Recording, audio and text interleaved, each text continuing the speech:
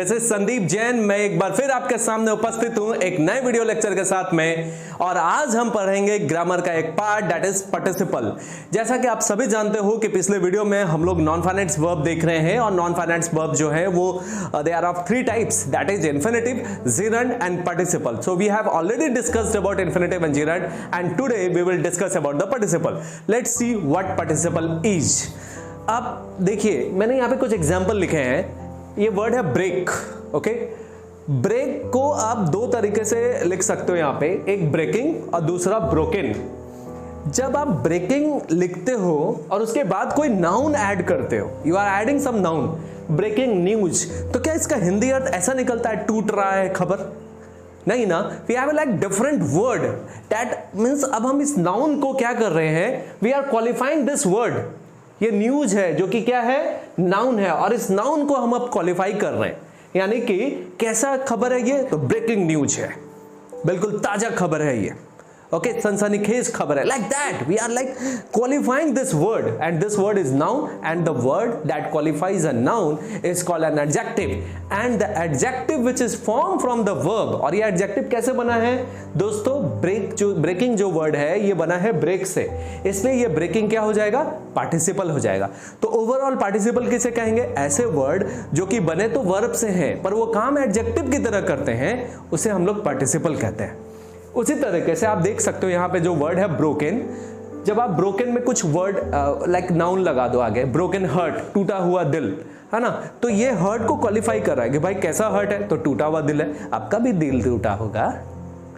Okay, तो जब आप इसे क्वालिफाई करोगे तो आप पार्टिसिपल को यूज करोगे। ओके, जैसे खुशनुमा दिल, है ना, तो you are like qualifying the word heart, है ना, broken heart, it's means I am qualifying this word hurt.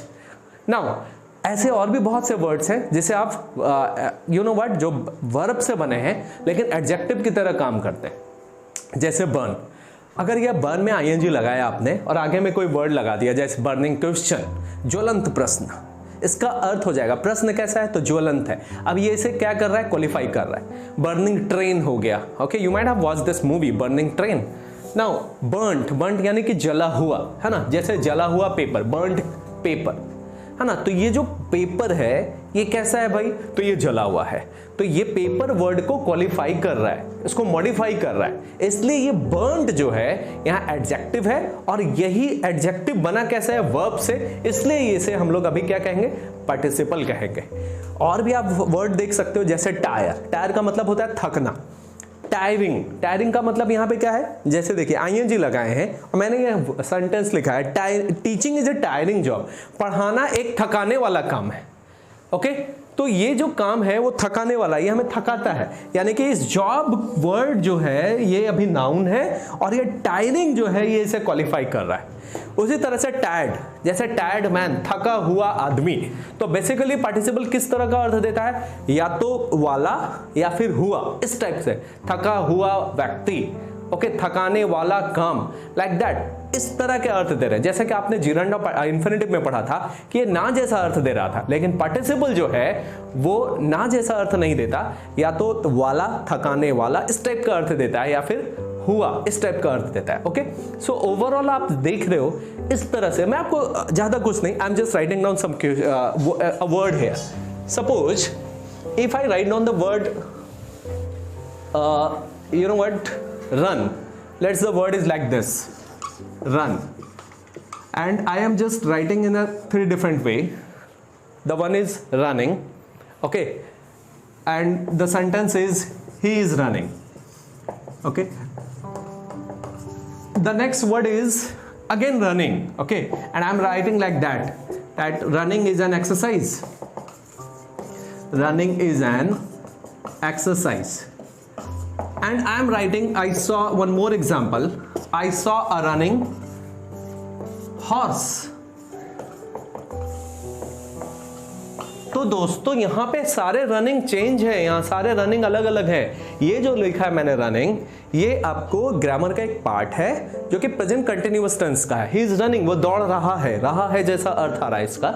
Running is an exercise, यहाँ पे जो रनिंग है ये आपको जिरंड है। ये जो रनिंग है दैट इज वर्ब का फॉर्म है, ये टेंस है बिल्कुल। This is complete tense, but this is gerund, running, दौड़ना एक एक्सरसाइज है। और आई सॉ रनिंग हॉर्स, मैंने एक दौड़ते हुए घोड़े को देखा। तो घोड़ा कैसा था भाई? तो दौड़ रहा था। तो यहां पे जो रनिंग है ये पार्टिसिपल है। आई होप कि आपको ये सारे वर्ड्स के बीच में डिफरेंस समझ में आ गया होगा। Okay, this running and this running, all running are different, वो सारे अलग होते हैं। ठीक है दोस्तों, तो you know what, this is all about the participle. मैंने आपको डिफरेंशिएट करने की कोशिश की है कि पार्टिसिपल को आप किस तरीके से डिफरेंशिएट कर सकते हो। That participle is a word that has been formed from the verb but that acts like an adjective after adding D और ईडी और आईएनजी इन इट। ठीक है, और पार्टिसिपल दो तरह के होते हैं। There are two types of participle. The first one is present participle. I am just writing, the first one is present participle.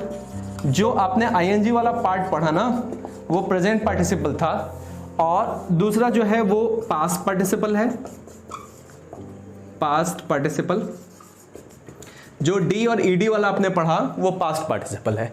ऐसे भी वर्ब के जब हम लोग फॉर्म लिखते हैं तो V4 को प्रेजेंट पार्टिसिपल फॉर्म कहा जाता है और V3 को पास्ट पार्टिसिपल फॉर्म कहा जाता है।